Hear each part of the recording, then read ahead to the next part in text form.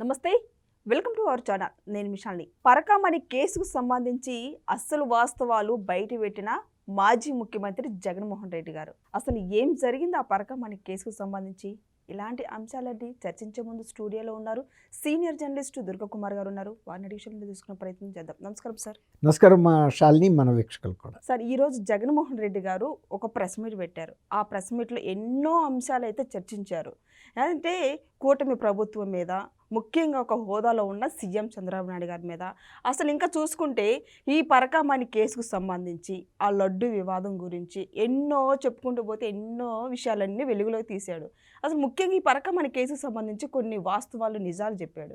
ఏం సార్ అసలు జగన్మోహన్ రెడ్డి చెప్పే విషయాల్లో వాస్తవం ఎంత ఉంది?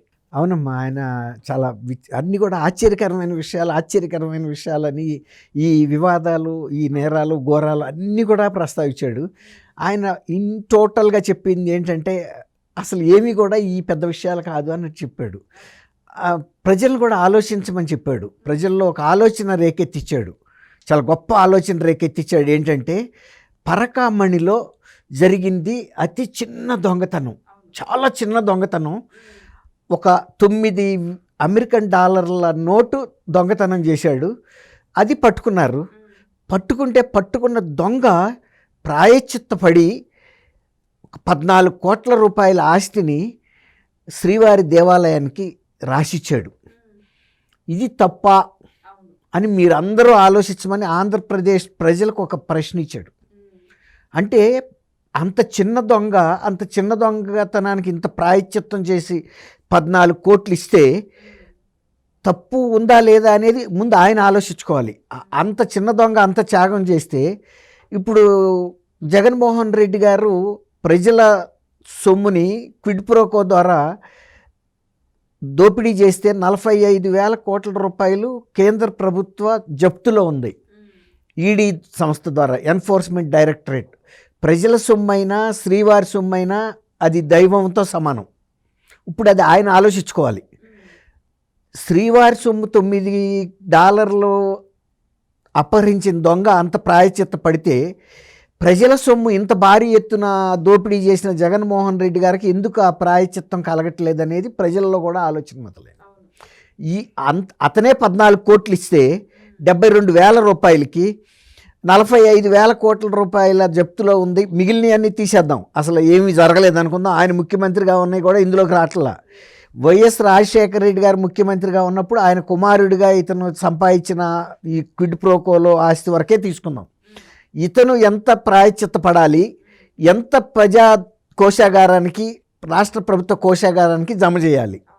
ఒకవేళ అంతకే అన్ని రెట్లు అతనిలాగా ఆ దొంగ ఎవరైతే రవికుమార్ ఉన్నాడో అంత త్యాగం చేయకపోయినా కనీసం దోసుకున్న డబ్బైనా ఆ 45,000 కోట్లు నాది కాదు, క్విడ్ ప్రోకో ద్వారా నాకు వచ్చింది, నేను కూడా ప్రాయశ్చిత్త పడుతున్నాను, ఆ రవికుమార్ని చూసి నేను ప్రేరేపితమయ్యాను, నేను కూడా ఇట్లాంటి తప్పు చేయదలుచుకోలేదు, $9 దొంగే అంత ప్రాయశ్చిత్త పడితే నాకు నేనుగా మీకు ప్రశ్నించే ముందు నన్ను నేను కూడా ప్రశ్నించుకున్న తర్వాత నాకు ఒక సమాధానం దొరికింది.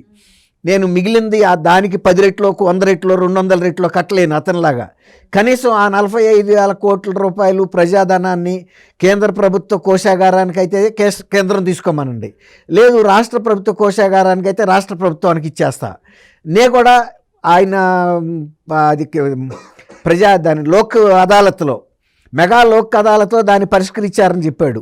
నాది కూడా ఢిల్లీ లెవెల్లో ఒక లోక్ అదాలత్ పెట్టి అన్ని టీవీ ఛానల్స్ని పిలిపించి నేను స్వయంగా ఆ లోక్ అదాలత్ ముందు ప్రాయశ్చిత్తపడి ఆ 45,000 కోట్లు వదిలేస్తాను, కాబట్టి నన్ను కూడా ఈ కేసుల నుంచి విముక్తి చేసేయండి అని అడగాలి ప్రజల ముందు.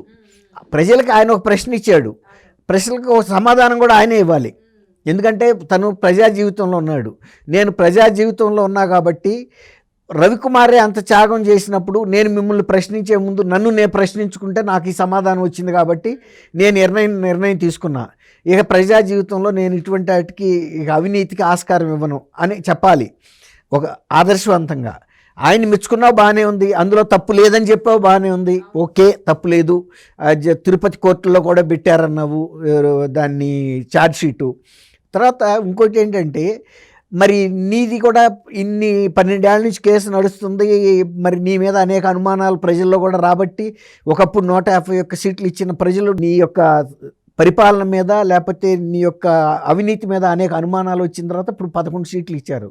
ఇప్పుడు నువ్వు కూడా ప్రాయశ్చిత్త పడటంలో తప్పే ఉంది. నువ్వు రాత్రిపూట 4 గోడల మధ్యలో బైబిల్ చదువుకుంటున్నావు, బైబిల్లో మంచి అంశాలు ఉంటున్నాయి. ఇలాంటి నీలో కూడా నువ్వు నీ ప్రవర్తనలో కూడా మార్పు రావాలి తప్ప నువ్వు నీ పార్టీ తరఫున కొండారెడ్డి అనే ఒక విద్యార్థి సంస్థ నాయకుడు మాదక ద్రవ్యాల వ్యాపారం చేస్తే చిన్న నాయకుడి మీద పెద్ద కేసా అని అడుగుతున్నావు. అంటే మాదక ద్రవ్యాలు సప్లై చేయటం అనేది చిన్న నేరం. అతను ఒక ఆంధ్ర యూనివర్సిటీ స్టూడెంట్ అయ్యుండి ఆ స్టూడెంట్స్ అందరినీ మాదక ద్రవ్యాలకి బానిస చేస్తూ వ్యాపారం చేస్తుంటే అప్పటి నుంచే దోపిడియా? ఒక విద్యార్థి అతను. నువ్వు అట్లాంటి విద్యార్థిని నీ పార్టీ నుంచి సస్పెండ్ చేయాలి. ఇంకా ఇట్లాంటి పనులు ఎవరు చేసినా నేను క్షమించనని చెప్పాల్సింది పోయి దాన్ని సమర్థిస్తున్నావు. తర్వాత పిన్నెల్లి రామకృష్ణారెడ్డి ఈవీఎం పగలగొట్టిన మాట కరెక్టేనని నువ్వు 40 లక్షలు పెట్టి హెలికాప్టర్ వేసుకెళ్ళి నెల్లూరు జైలు దగ్గర బయట విలేకరులకు చెప్పావు. ఇప్పుడు అతను అది అక్కడ రిగ్గింగ్ జరుగుతుంది కాబట్టి పగలగొట్టాడు అంటున్నావు. నీ పరిపాలనలో నీ పోలీసు వ్యవస్థ నిర్వహణలో జరుగుతున్న ఎన్నిక అది. అప్పుడు తెలుగుదేశం వాళ్ళని మీ వాళ్ళు వచ్చి అదే పోలింగ్ కేంద్రంలో నరికారు. నరికితే కూడా ఆ మహిళ అలాగే కూర్చుంది. ఇదంతా ఓపెన్ అయిపోయింది. తర్వాత అతను అడ్డం పడబోతే అతన్ని బెదిరించావు. తర్వాత నువ్వు ఇంత పగలగొట్టి వెళ్తుంటే క్యూలో నుంచున్న మహిళలు నిన్ను తప్పు పట్టారు. తప్పు పడితే వాళ్ళకు కూడా మీకు కూడా ఈ గతే పడుతుందని కూడా హెచ్చరించుతా వెళ్ళిపోయాడు అతను. దిగ్గింగ్ జరిగింది ఎక్కడ? ఎవరు ఓటు వాళ్ళు ప్రశాంతంగా వేసుకుంటున్నారు. కాకపోతే అతను చేస్తున్న దుర్మార్గాలకు వ్యతిరేకంగా అతనికి వ్యతిరేకంగా ఓట్లు పడిస్తున్నాయి అనేది అతను గమనించాడు. దాంతో ఓట్లు అసలు తను ఎన్నికలు జరగకుండా చేయటానికి చేశాడు. ఎందుకంటే తన పట్ల వ్యతిరేకత అన్ని సార్లు కనబడుతుంది అతనికి. ఇప్పుడు మన ముఖం బాగోపోతే అద్దంలో అదే చూపిస్తుంది. అద్దం తప్పంటే ఎట్లా? ఇప్పుడు కిందసారి ఎన్నుకున్నారు, అతను నిన్ను ఎన్నుకున్నట్టే అతను కూడా ఎమ్మెల్యేగా ఎన్నుకున్నారు. కానీ అతను సరైన పరిపాలన చేయలేదు, దుర్మార్గ పరిపాలన చేశాడు. అందువల్ల వెళ్ళిన సాటల్లా అతన్ని ముఖం మీదే వ్యతిరేకిస్తున్నారు. కాబట్టి నాకు వ్యతిరేకమైన ఓటింగ్ జరుగుతుంది అనే ఒక దుగ్ధతో అతను ఈవీఎంలు పగలగొట్టాడు. కాసేపు పాము దూరిందని చెబుతున్నారు, దాంట్లో పాము దూరితే పగలగొట్టాడని. ఇప్పుడేమో నువ్వు కూడా అది పగలగొట్టిన మాట నిజమన్నావు. ఇప్పుడేమో రిగ్గింగ్ జరుగుతుంటే రిగ్గింగ్ ఎట్లా జరుగుతుంది? అసలు మొదలైంది ఎన్నిక అప్పుడు. తర్వాత నీ యొక్క బలగాలు అతను ఎంతమందిని వేసుకుని తిరుగుతున్నాడు. రిగ్గింగ్ చేసే అంత ధైర్యం మాచర్లలో ఇంకే పార్టీ కన్నా ఉంటుందా? అతనికి వ్యతిరేకంగా జనంలోనే వ్యతిరేకత వచ్చింది అతనికి. ఇప్పుడు నువ్వు అతన్ని సమర్థిస్తే లాభమే ఉంది? అట్లా ప్రతి అంశం మీద. తర్వాత కల్తీ ఇలా జరగలేదని చెబుతున్నాడు. తర్వాత వైవి సుబ్బారెడ్డి పిఏ అతను చిన్నప్పని ఎవరు పిఏ అని అడుగుతున్నాడు. చిన్నప్పన్న ఇప్పుడు నువ్వు చెప్పిన దాన్ని బట్టి చాలా బతుకత నేర్చిన వ్యక్తి అతను. వి ప్రభాకర్ రెడ్డి అదే ఇప్పుడు లోక్సభ సభ్యుడి దగ్గర కూడా అతను తీసుకుంటూ ఉండొచ్చు శాలరీ, నే కాదని అంటలా. మళ్ళీ ఓ పక్కన అతను ఢిల్లీలో ఏపీ గెస్ట్ హౌస్ ఎంప్లాయీ అని చెబుతున్నారు. ఇప్పుడు వైవి సుబ్బారెడ్డి గారు మరి ముందే ఎందుకు ఖండించలేదు అతను నా పిఏ కాదని చెప్పాలి కదా? ఇప్పుడు ఎందుకు అతను రకరకాల వేషాలు వేస్తున్నాడు అతను? అంటే నీ ప్రభుత్వంలో అంత అవకాశం దొరుకుతుంది ఎంప్లాయీస్కి, ఎందుకంటే అవినీతి అనేది విచ్చలవిడిగా జరుగుతుంది. ఎవడ ఇష్టానుసారం ఆడు చేస్తున్నాడు. ఒక పక్కన వాళ్ళు అడిగింది కూడా అదే కదా, నువ్వు గవర్నమెంట్ ఎంప్లాయీవి, నీకు మహా వస్తే 5 సంవత్సరాల్లో 65 లక్షలు వస్తుంది నీ శాలరీ కానీ అలవెన్స్ కానీ, 6 కోట్లు ఎట్టా పడినాయి అని అడిగారు వాళ్ళు కూడా. ఆయన వి ప్రభాకర్ రెడ్డి గారి దగ్గర కూడా అంతకుముందు పిఏగా చేసి ఉంటే ఉండొచ్చు. ఇప్పటికి కూడా ఆయన శాలరీ తీసుకుంటా ఉండొచ్చు. ఏదో ఒక ఆయనకి పర్సనల్గా కొన్ని పనులు చేసి పెడుతూ అక్కడ ఢిల్లీలో ఏమన్నా ఆయన బంగ్లాకి సంబంధించిన ఏమన్నా విషయాలు చూస్తూ. ఎందుకంటే ఎవరు టీడీపీలో ఉన్న ఆయన అని చెప్తున్నాడు. ఇప్పుడు టీడీపీలో ఉన్న ఆయనే కదా ఎప్పన్న అని చెప్తున్నాడు. టీడీపీలో ఉండొచ్చు, కానీ టీడీపీలో ఉన్న వాళ్ళు నీ దగ్గరికి వచ్చి ఎమ్మెల్యేలు అవ్వలేదా, మినిస్టర్లు అవ్వలేదా, ఎంపీలు అవ్వలేదా? అట్లాగే నీ దగ్గర ఉండాలి వెళ్ళి మళ్ళీ టీడీపీలో గెలవలేదా? అట్లా జరుగుతూనే ఉంటాయి.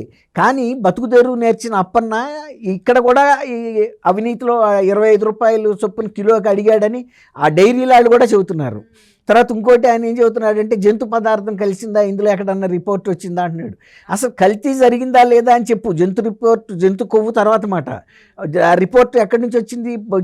మైసూర్ ల్యాబొరేటరీ నుంచి వచ్చిన దాంట్లో ఇది సింథటిక్ నెయ్యి అని వచ్చింది. అవునా కాదా చెప్పు దానికి. తర్వాత గతంలో కూడా జరిగింది అని, లేకపోతే ల్యాబొరేటరీల ద్వారా ముందు అక్రిడేటెడ్ డైరీ ల్యాబొరేటరీస్ నుంచి స్టాంపు లేకుండా రాదు అని అంటున్నావు. కరెక్టే, ఎన్ని వ్యవస్థలు ఉన్నప్పటికీ కూడా అక్కడ వడ్డిచ్చేవాడు మనవాడైతే చివరి బంతిలో కూర్చున్నా పర్వాలేదని, ఇప్పుడు ఆ అధికారంలో ఉన్న టీటీడీ వ్యవస్థలో ఉన్న పెద్దలే వాళ్ళతో కుమ్మక్కైతే వాళ్ళు అదే పంపిస్తారు. వాళ్ళకి ఏం అవసరం? ఇప్పుడు ఇక్కడ టీటీడీ కూడా ల్యాబ్ ఉంది, దాంట్లో కూడా పరీక్షిస్తారని. మరి మన సుబ్బారెడ్డి గారు అయితే చెప్పలేదు, అక్కడ ల్యాబ్ పెట్టామన్నాడు కానీ అందులోంచి పరీక్షిస్తున్న దాఖలా కనపడతల్లా.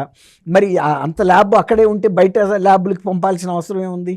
తర్వాత ధర్మారెడ్డి కూడా చెప్పాడు ల్యాబ్ రిపోర్ట్లో కల్తీ ఉందని వచ్చిన మాట వాస్తవం అని. సుబ్బారెడ్డి గారు కూడా చెప్పాడు నా దృష్టికి కూడా వచ్చిందని. వెంటనే ఎందుకు చర్య తీసుకోలేదు? ఇప్పుడు మీరు కల్తీ అన్న తర్వాత అప్పుడు తెలుగుదేశంలో కూడా జరిగిందనే మాట ఇప్పుడు ఎందుకు? ఇప్పుడు జరుగుంటే మీరు 5 సంవత్సరాలు ఉన్నప్పుడు 5 సంవత్సరాల్లో అంతకుముందు కూడా కల్తీ జరిగిందని ఎందుకు విచారణ చేయలేదు? అప్పుడు వాళ్ళు కూడా చెప్పుండేవాళ్ళు కదా, అదే ఇప్పుడు కూడా జరుగుతుంది చేయమని. మీ పరిపాలన అయిపోయి చివరి దశ అప్పుడు చంద్రబాబు నాయుడు గారు కొత్తగా రాగానే, ఆయన దృష్టికి రాగానే బయటికి చెబితే కూడా ఈయన రాజకీయం చేస్తున్నాడు టీటీడీ అంశాలని అన్నాడు. కానీ తర్వాత ఇంత డిఫెండ్ చేసుకుంటున్నాడు కదా కల్తీ విషయంలో. అది కూడా ఫారిన్ ఇతర దేశాల నుంచి తెచ్చిన సింథటిక్ పదార్థాలతో తయారు చేశారన్నప్పుడు అందులో జంతువు కొవ్వు కలిసిందా కలవలేదా అని మన వాళ్ళు ఎట్ట చెప్పగలుగుతారు? ఆ సింథటిక్ వాటిలో ఏం కలిసిందనేది నెయ్యి అయితే కాదు. కాబట్టి ఇవాళ జగన్మోహన్ రెడ్డి గారు తను హయాంలో జరిగినటువంటి అన్ని నేరాలు లేకపోతే ఇట్లాంటి కుంభకోణాలన్నింటినీ సమర్థిస్తా మాట్లాడుతున్నాడు తప్ప, తప్పు జరిగింది నేను ఇప్పటికైనా సరే నేను దానికి క్షమాపణ చెబుతున్నాను, వీటి మీద ఎవరు తప్పు చేసినా మీరు నిర్దాక్షిణ్యంగా చర్యలు తీసుకోండి, చట్టం దర్పని తను చేసుకోనివ్వండి అంటలా. ఎంతసేపు తను చేసిన తప్పులు, తన మనుషులు చేసిన తప్పులు, తన పరిపాలనలో జరిగిన తప్పుల్ని సమర్థించుకుని ఇతరుల మీద నింద వేయటానికి ప్రయత్నిస్తున్నాడు. అది కరెక్ట్ కాదు. ఇప్పటికైనా నువ్వు ప్రజల ముందు ప్రజలకి జవాబుదారీగా ఉండాల్సిన మనిషివి. నువ్వు ఒక పార్టీకి అధ్యక్షుడిగా ఉన్నావు. నీ హయాంలో జరిగిన తప్పులు ఏమైనా ఉంటే ఒప్పుకో, ఏముంది దానికి? ఎవరైతే బాధ్యులు అవుతారో వాళ్ళు. ఇప్పుడు సుబ్బారెడ్డి గారు చెప్పాడు కల్తీ జరిగిందని అంటున్నారు, నాకైతే ₹1 కూడా రాలేదు, నేను ఎట్లాంటి చర్యకైనా నేను రెడీగా ఉన్నాను, లై డిటెక్టర్ టెస్ట్కి కూడా వెళ్తానని. అట్లా నువ్వు కూడా చెప్పు, నా పరిపాలనలో ఎటువంటి కుంభకోణం జరగలేదు, ప్రతిదీ కల్పితమే అని చెబుతున్నాడు. లిక్కర్ కుంభకోణం కల్పితం అంటున్నాడు. తర్వాత జోగి రమేష్కి తప్పు లేదని చెబుతున్నాడు. జోగి రమేష్ ఎవరికైతే పురమాయించాడో వాళ్ళే చెబుతున్నారు మాకు డబ్బులు ఇచ్చిందే ఈ వ్యక్తి అని. అట్లా ప్రతిసాట జరిగిన తప్పులన్నీ బయటకు వస్తున్నాయి. తర్వాత విజయసాయి రెడ్డి కూడా చెప్పాడు ఇది లిక్కర్ విధానాన్ని నిర్ణయించమని చెప్పి మా ఇంట్లోనే నేను సమావేశం చేశాను హైదరాబాద్లోను విజయవాడలో కూడా అని. అందులో ఉన్న వాసుదేవరెడ్డి చెబుతున్నాడు, సత్యప్రసాద్ చెబుతున్నాడు, కసిరెడ్డి, రాజశేఖర్ రెడ్డి అందరూ చెబుతున్నారు. ఇంకా కూడా కొత్త వాళ్ళు 51వ నిందితుడు కూడా నిన్న అరెస్ట్ అయ్యాడు, కొత్త వాళ్ళు. కాబట్టి ఇది అనంతమైన కుంభకోణాల్లో తర్వాత పాత విధానాన్ని అసలు రద్దు చేయటమే అక్కడే తెలుస్తుంది కదా నీ దుర్బుద్ధి. పారదర్శకంగా ఉన్న విధానాన్ని ఎందుకు రద్దు చేయాలి? నీకు అనుకూలంగా ఉన్న డిస్టిలరీసు కొత్త బ్రాండ్లే నాసిరకం ఎందుకు చేయాలి? అనేక మంది చచ్చిపోబట్టే కదా. మీ సీనియర్ మంత్రులు కూడా చెప్పారు మా లిక్కర్ విధానంలో ఉన్న లోపాల మూలనే మేము ఓడిపోవటానికి కారణాల్లో అది కూడా ఒకటే అని. అట్టా అనేక అవినీతులు జరిగినాయి. ఇవాళ నువ్వు అన్నింటినీ సమర్థించుకుంటే నిన్ను ప్రజలు ఎవరి దగ్గరికి రానివ్వరు. నీకు నీ ఆత్మకి నువ్వు సమర్థించుకోవచ్చు, కానీ ప్రజలకు జరిగిన నష్టానికి, రాష్ట్రానికి జరిగిన నష్టానికి ఎవరు బాధ్యత వహిస్తారు? వాళ్ళు ఎప్పుడు కూడా క్షమించలేరు. మనకి అది ఇప్పుడు ఆయన అన్నట్టు ప్రాయచిత్తం రవికుమార్కి వచ్చింది, కానీ నీకెందుకు రావట్లేదు? నీకు కూడా నువ్వు గనక చేసుకుంటే నువ్వు ఆయన నెట్ట మెచ్చుకున్నావో ప్రజలు నిన్ను కూడా మెచ్చుకుంటారు. జగన్మోహన్ రెడ్డి ఓడిపోయిన 18 నెలలకైనా సరే తనకి ప్రాయచిత్తం చేసుకుని ఉండ వాస్తవాలను ముందు పెట్టాడు. ఈ కేసుల మీద నిష్పక్షపాతంగా దర్యాప్తులు జరపండి, ఎవరు నిందితులైనా సరే నాతో సహా శిక్షలు వేయండి. ప్రజలకి జవాబుదారీగా ఉండాల్సిన వ్యక్తులు ఎవరు కూడా తప్పు చేయడానికి వీల్లేదు. నేను కూడా తప్పు చేయలేదని నేను అనుకుంటున్నాను. ఒకవేళ కనుక సాక్ష్యాలు ఉంటే నేను కూడా లిక్కర్ కేసులో నాదేదన్నా పాత్ర ఉంటే ఇప్పుడు ఈయన సుబ్బారెడ్డి గారు అన్నట్టు లై డిటెక్టర్ పరీక్షకు నేనైనా సిద్ధం. ఈవెన్ మా బాబాయ్ కేసు విషయంలో కూడా నేను లై డిటెక్టర్ పరీక్షకు కూడా సిద్ధమేను. సిబిఐని కూడా కోరుతున్నాను, నన్ను కూడా విచారణకు పిలవండి. ఎందుకంటే నేను ముందుగా చెప్పింది నేనేను, ఎవరెవరు చంపారో నేనే టీవీల ముందు చెప్పాను, అదే చెప్తాను మళ్ళీను, పిలవమని చెప్పొచ్చు. అప్పుడు ఒక ఆదర్శమూర్తిగా ఉంటుంది జగన్మోహన్ రెడ్డి గారి ప్రవర్తన. ఆయన ఒక మంచి సాంప్రదాయాన్ని ఏర్పాటు చేసినట్టుగా ఉంటుంది. ఆయన ధైర్యాన్ని కూడా ప్రజలు మెచ్చుకుంటారు. Thank you sir. Thank you అమ్మ శాలిని. మనం